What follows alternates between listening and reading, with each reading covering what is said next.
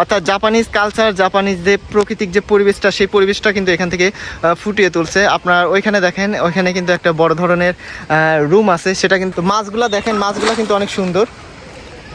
কাছ থেকে যদি আমি দেখাই, এগুলা কিন্তু অনেক সুন্দর সুন্দর মাছ এবং অনেক কালারফুল। এগুলো কিন্তু সাদা কালারের মাছ। এখানে কত সুন্দর একটা পরিবেশ এবং কত সুন্দরভাবে চারদিকে কিন্তু ব্যবস্থা করা আছে। তো আমি এখন ওই পাশে চলে যাব। ওই পাশ দিয়ে কিন্তু এর চেয়েও সুন্দর সুন্দর জায়গা হয়তোবা থাকতে পারে। এই যে বড় যে ঘরটা আছে, এই ঘরটাতে প্রবেশ করব। দেখলেই কিন্তু বুঝতে পারবেন যে কতটা সুন্দর এবং কতটা এখান থেকে চারদিকের পরিবেশটা ভালো লাগে। ঝর্ণার মতো চারদিক থেকে কিন্তু পানি পড়তেছে এবং ওই পাশে কিন্তু ঝর্ণাগুলোও আছে, যার কারণে কিন্তু এই যে পাথরগুলা দিয়ে সাজানো হয়েছে, এই জিনিসটা কিন্তু অনেক সুন্দর।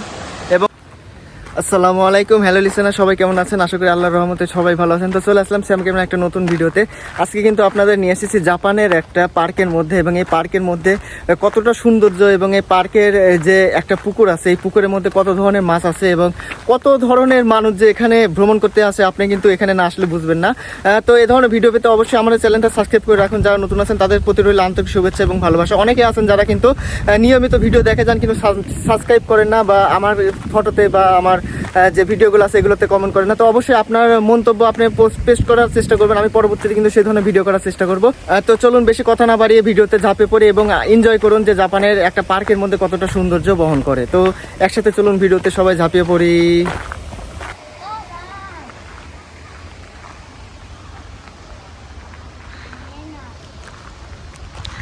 তো আমি এখন পার্কের মাঝখানে যে সাইডটা আছে, আপনার ভিতরে যে সাইডটা, এবং এখানে কিন্তু একটা পুকুর আছে এবং এখানে অনেক ধরনের লোকজন আসে যারা ভ্রমণ করতে আসে। সেই বিষয়টা সম্পর্কে আপনাদের জানাবো এবং ভিতরে যে পরিবেশটা আছে সেই পরিবেশটা দেখতে পাবেন কতটা সুন্দর এবং মনোরম পরিবেশ, এবং বসার জন্য কতটা সুন্দর জায়গা করে রাখা আছে। এবং এই পার্কের চারদিকেই কিন্তু প্রচুর পরিমাণ গাছগাছালি এবং চারদিকেই কিন্তু ঝর্ণা আছে। সব কিছুই কিন্তু দেখতে কিন্তু অনেক সুন্দর, দেখলেই মনটা ভরে যায় এবং সুন্দর একটা জায়গা। এরকম জায়গায় কিন্তু আমরা প্রত্যেকটা মানুষ চাই যে একটা মনোরম পরিবেশ বা সময় কাটানোর জন্য এরকম একটা সুন্দর জায়গায় কিন্তু আমরা সবাই চাই।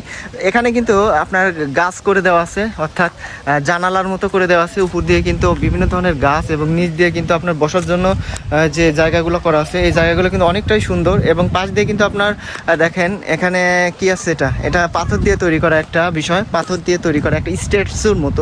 তবে এটা কিন্তু অনেক সুন্দর। সুন্দর বলতে কি, মাঝখান দিয়ে কিন্তু আপনার ফাঁকা ফাঁকা, ভিতরে আপনি প্রবেশ করতে পারবেন, বাচ্চারা প্রবেশ করতে পারবে। আর উপরে কিন্তু এটা এটা কোনো কিছু মানে ভিত্তি বহন করে কিনা বা তাদের কোনো ধর্মীয় বিষয় কিনা সেটা কিন্তু আমি জানি না। তবে এটা দেখতে কিন্তু অনেক সুন্দর লাগতেছে, চারদিক দিয়েই কিন্তু অনেক সুন্দর, এবং উপর দিয়ে কিন্তু ছাতার মতো, আপনার অনেকটা কাসিমের মতো দেখতে, যার কারণে বিষয়টা কিন্তু দূর থেকে কিন্তু অনেক সুন্দর লাগে, অনেক সুন্দর লাগে। তো আমি পাশাপাশি সাইডের যে পরিবেশটা দেখাবো সেই পরিবেশটা দেখাবো। এখানে যে একটা লেক আছে, অর্থাৎ যে জায়গাটা আছে, এখানে কিন্তু বড় বড় পাহাড় না, বড় বড় পাথর আছে এবং পাথরের উপর দিয়ে কিন্তু শ্যাওলা পড়ে আছে, অনেকটা সুন্দর দেখতে।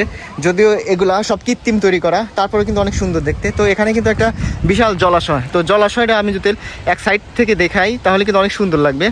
অর্থাৎ জাপানিজ কালচার, জাপানিজ যে প্রাকৃতিক যে পরিবেশটা, সেই পরিবেশটা কিন্তু এখান থেকে ফুটিয়ে তুলছে। আপনার ওইখানে দেখেন, ওইখানে কিন্তু একটা বড় ধরনের রুম আছে, সেটা কিন্তু অতীতে অনেক মুভিতে আমরা দেখে থাকি, সেই ধরনের কিন্তু একটা রুম। অর্থাৎ সেখানে কিন্তু পর্যটকরা যায় এবং বিভিন্ন ধরনের ছবি তোলে। তো আমি এটা একটু জুম করে দেখালাম। তো আমি ওই পাশেও যাব। তো যাওয়ার আগে প্রথমত আমি দূর থেকে এই সিনগুলো দেখা রাখতেছি, তাহলে কিন্তু আপনাদের অনেকটাই ভালো লাগবে। তো এখানে কিন্তু অনেকেই ভ্রমণ করতে আসে, অনেক দেশের লোকজন আপনার বিদেশ থেকে আসে। তো রাশিয়ান, কানাডিয়ান, আপনার আমেরিকান, চাইনিজ, আমি চাইনিজদের বেশি দেখছি। তো নিচ দিকে যখন আমি দেখবো, নিচ দিকে কিন্তু বিভিন্ন ধরনের মাছ আছে। আপনার এই মাছগুলো কিন্তু বিভিন্ন ধরনের হয়ে থাকে। আপনার লাল কালার আছে, আপনার হলুদ কালার আছে এবং কালো কালার আছে, সাদা কালার আছে। প্রত্যেকটা মাছই কিন্তু এখানে আছে এবং এই মাছগুলো কিন্তু অনেক বড়। আপনারা দেখতেছেন এখানে কবুতরও আছে এবং এই কবুতররা কিন্তু সহজে ওড়ে না। আপনার এগুলা অনেকটা পোষ মানার মতো, অর্থাৎ এগুলার কোনো বিপদ নাই সেরকম। আমাদের দেশে যেভাবে কবুতর ধরে নিয়ে যায় সেরকম নাই, সেজন্য কিন্তু এগুলো সেভাবে ওড়ে না। তো মাছগুলো দেখেন, মাছগুলো কিন্তু অনেক সুন্দর। কাছ থেকে যদি আমি দেখাই, এগুলো কিন্তু অনেক সুন্দর সুন্দর মাছ এবং অনেক কালারফুল। এগুলো কিন্তু সাদা কালারের মাছ। এগুলো কিন্তু আমাদের দেশীয় যে কালারটা, সেই কালারের মতো মাছ। এগুলো অনেক বড়, এক একটা কিন্তু আপনার প্রায় 10 কেজির মতো হয়ে যাবে আমার মনে হচ্ছে, আইডিয়া 10 কেজির বেশি হতে পারে, 10 কেজি 8 কেজি এরকম হতে পারে। তো অনেক সুন্দর কিন্তু দেখতে, এবং যে কালারফুল যে মাছগুলো আছে সেগুলো কিন্তু আপনার দেখতে অনেকটা সুন্দর লাগে।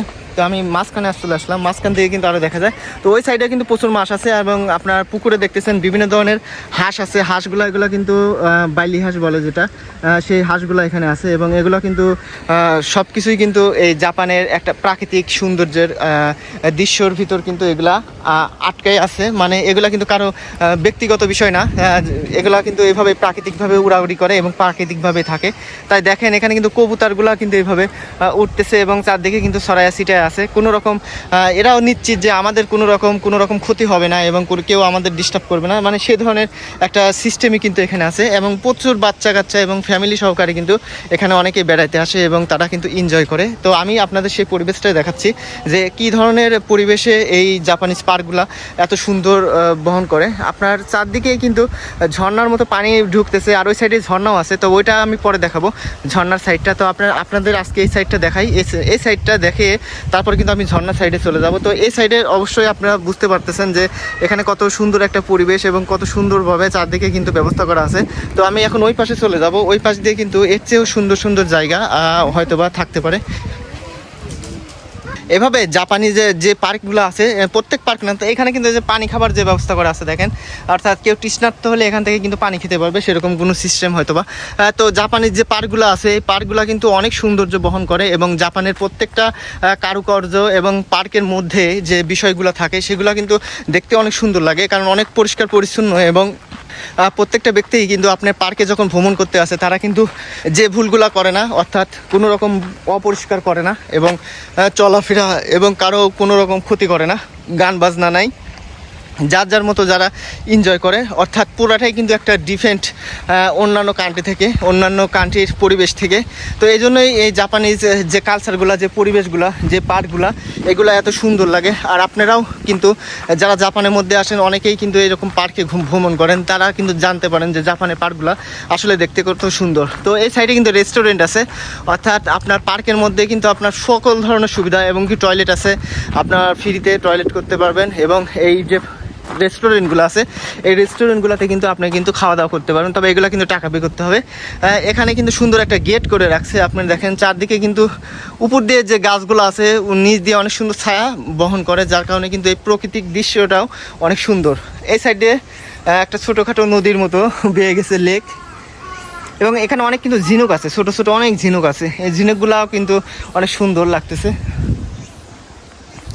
হ্যাঁ, অনেক ঝিনুক এবং পাথর দিয়ে তৈরি, যার কারণে এইগুলা আমি আবার বলতেছি এগুলো কিন্তু সব কিছু কৃত্রিম তৈরি, আর কৃত্রিম তৈরি যার কারণেও কিন্তু এত সুন্দর জিনিসটা বহন করে। আপনার প্রত্যেকটা গাছগাছালি, আপনার আশপাশের যে পরিবেশটা আছে এগুলো কিন্তু অনেক সুন্দর লাগে। তো আমি এই যে বড় যে ঘরটা আছে এই ঘরটাতে প্রবেশ করব, দেখলেই কিন্তু বুঝতে পারবেন যে কতটা সুন্দর এবং কতটা এখান থেকে চারদিকের পরিবেশটা ভালো লাগে।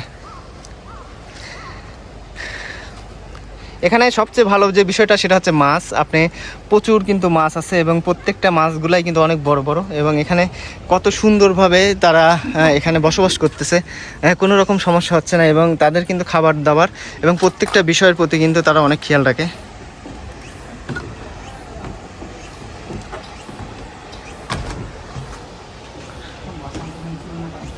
এই পাশ দিয়ে কিছু ঝাউ গাছের মতো কিছু গাছ আছে, এই গাছগুলো কিন্তু অনেক সুন্দর, যেগুলো জাপানের পার্কেই দেখা যায় এবং পার্কের আশপাশ দিয়ে এবং ফুল গাছ, বিভিন্ন ধরনের চেরি ফুল আছে, চেরি ফুল এই সাইড দিয়ে এবং এই সাইড দিয়ে বড় বড় যে ফরেস্ট মানে জঙ্গলের একটা অংশ, সেই অংশটা কিন্তু এই সাইড দিয়ে। আর নিচ দিয়ে কিন্তু হাঁস ঘোরাফেরা করতেছে, বাইলি হাঁস এবং প্রচুর মাছ। এই সাইড দিয়ে একবার দেখাই পুরোটা।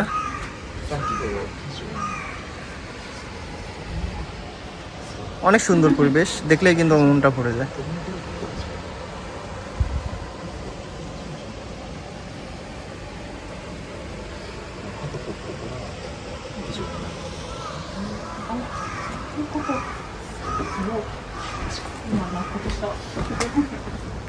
তো আমি এখন পার্কের অন্য একটা সাইডে যাব, যে সাইডগুলো কিন্তু আরও কিছু পরিবেশ আছে, আপনার ঝর্ণা আছে, সেই পরিবেশটা আপনাদের দেখাবো। এখানে পার্কের মধ্যে একটা বৃদ্ধ মহিলা বসে আছে, দেখেন কতটা নিরুপায় একটা বৃদ্ধ মহিলা, অর্থাৎ বৃদ্ধ বয়সে তাকে কিন্তু দেখাশোনার মতো সেরকম লোক নাই। কারণ জাপানিজ বেশিরভাগ লোকই কিন্তু আপনারা কি বলে বাচ্চা কাচ্চা নেয় না, এবং যার কারণে কিন্তু বৃদ্ধ বয়সে এসে তারা কিন্তু এভাবে একাকিত্ব জীবনযাপন করে। আর এর কারণে তারা বিভিন্ন ধরনের পশু পাখি অর্থাৎ কুকুর বিড়াল এগুলো পশুপালন করে এবং তারা বাদবাকি জীবনটা কিন্তু এভাবে কাটিয়ে দেয়। তবে একটা যেখানে এই মহিলাটা বসে আছে দেখেন কতটা অসহায়, অর্থাৎ তাকে দেখাশোনার মতো সেরকম লোক নাই। অর্থাৎ তাকে যদি দেখাশোনা করতে হয় তাহলে কিন্তু তাকে কিন্তু কেয়ার গিভারে একটা লোক নিয়ে আসতে হবে। আমরা বাংলাদেশ থেকে কেয়ার গিভারে যে ভিসায় আসি তারা কিন্তু এভাবে কিন্তু এই বৃদ্ধ লোকজনদের সেবা যত্ন করে এবং তারা কিন্তু বৃদ্ধ বয়সটা এভাবে একাকিত্ব কাটায় এবং অনেককে এই জীবনটা কিন্তু অনেক কষ্টের হয়ে যায়, যার কারণে তারা কি করে পরবর্তীতে অনেকে সুইসাইড করে। তো এরকম জীবনযাপন কিন্তু আমরা কেউই চাই না, যদিও জাপানে অনেক টাকা পয়সা অনেক কিছুই আছে, কিন্তু এই বিষয়গুলো কিন্তু আমাদের মাথায় রাখতে হবে যে আমরা কিন্তু বাংলাদেশে আছি, বাংলাদেশটা কিন্তু জাপানের মতো না, হয়তো বা অর্থনৈতিক দিক থেকে বা আপনার সেভাবে অত উন্নত না, কিন্তু জাপানিজের থেকে বাংলাদেশের যে আমাদের মনুষ্যত্ব আছে, আমাদের যে পারিবারিক বিষয়গুলো আছে, এই বিষয়গুলো থেকে কিন্তু আমরা জাপান থেকে অনেক এগিয়ে আছি। তো অর্থাৎ আমরা কিন্তু আমাদের দেশকে সবার প্রথমে ভালোবাসবো এবং দেশের যে কালচার, দেশের যে মন মানসিকতা, সেই জিনিসটা আমাদের মধ্যে সবসময় থাকতে হবে। জাপান এসে জাপানিজদের মতো কালচার এবং জাপানিজদের এগুলা দেখতেই সুন্দর, তবে প্রকৃতপক্ষে কিন্তু এগুলা মনের মধ্যে কিন্তু আপনার গেঁথে যাওয়াটা কিন্তু সেরকম সৌন্দর্য বহন করে না। কারণ আমরা বাঙালিরা, বাংলাদেশিরা কিন্তু অনেক সুখে আছি সেই এদের যে বৃদ্ধ জীবন, সেই জীবন থেকে। এখানকার সৌন্দর্য দেখেন, দেখতে কিন্তু অনেক সুন্দর লাগতেছে, আপনার ঝর্ণার মতো চারদিক থেকে কিন্তু পানি পড়তেছে এবং ওই পাশে কিন্তু ঝর্ণাগুলোও আছে, যার কারণে কিন্তু এই যে পাথরগুলো দিয়ে সাজানো হয়েছে এই জিনিসটা কিন্তু অনেক সুন্দর এবং প্রত্যেকটা কারুকার্যই কিন্তু অনেক নিখুঁতভাবে আপনার দেখলে মনে হবে এগুলো সব বাস্তবিক, অর্থাৎ কোনোভাবেই এটা হাত দিয়ে তৈরি করা এত সুন্দর কারুকার্য হতে পারে না, অথচ দেখতে কিন্তু অনেকটা সুন্দর লাগতেছে। আপনার এত সুন্দর পরিবেশ আপনি কিন্তু সরাসরি না দেখলে এখান থেকে বুঝতে পারবেন না।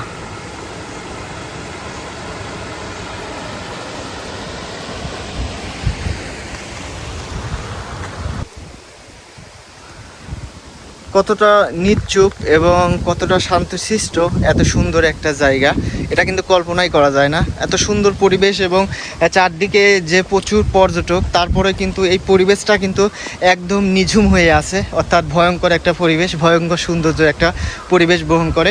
কোনো হইচই নাই, কোনো আলাদা কোনো এক্সট্রা কোনো ফাংশন নাই, অথচ কিন্তু কত সুন্দর পরিবেশটা কিন্তু জাপানের মধ্যে এভাবেই কিন্তু বয়ে চলে। প্রত্যেকটা বিষয়, প্রত্যেকটা জিনিসই তারা এত নিয়মতান্ত্রিকভাবে করার চেষ্টা করে, যেহেতু তারা একটা সভ্য জাতি, অর্থাৎ তারা ভাষাগত দিক দিয়ে এবং পরিবেশের দিক দিয়ে কিন্তু একটা সভ্য জাতিতে পরিণত, কিন্তু প্রত্যেকটা কালচারই কিন্তু তাদের সভ্যতার একটা চিহ্ন বহন করে, পাশাপাশি কিন্তু তাদের যে চলাফেরা এবং তাদের যে পরিবেশ সেটাও কিন্তু তাদের একটা অংশ। তো এখানে যে পর্যটকরা ভ্রমণ করে এবং তারাও কিন্তু এই কালচার সম্পর্কে অনেক কিছু শেখে এবং অনেক কিছু জানার চেষ্টা করে। তো এই কালচারগুলো তাদের সৌন্দর্য বহন করে, তো এই কালচারগুলো কিন্তু আমাদের সৌন্দর্য বহন করে না, কারণ আমরা বাঙালিরা কিন্তু বাঙালিদের কালচারে অভ্যস্ত।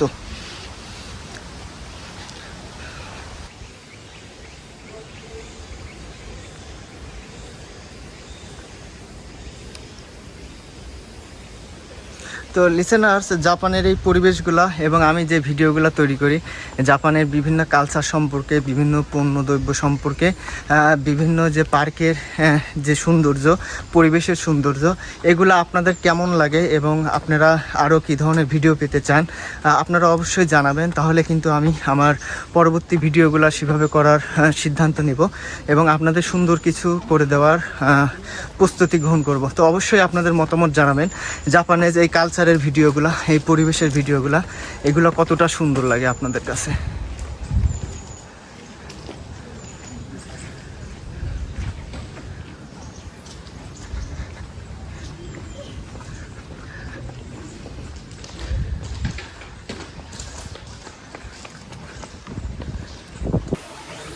তো লিসেনার্স, এই ছিল আজকের ভিডিও। আপনাদের দেখালাম জাপানিজ একটা পার্কের মধ্যে, অর্থাৎ একটা সুন্দর একটা প্লেসের মধ্যে জাপানিজরা সহ যে বিভিন্ন দেশের লোকজন কিন্তু এখানে ভ্রমণ করতে আসে, তাদের যে সময়গুলা সেগুলো কিন্তু এখানে স্পেন্ড করে।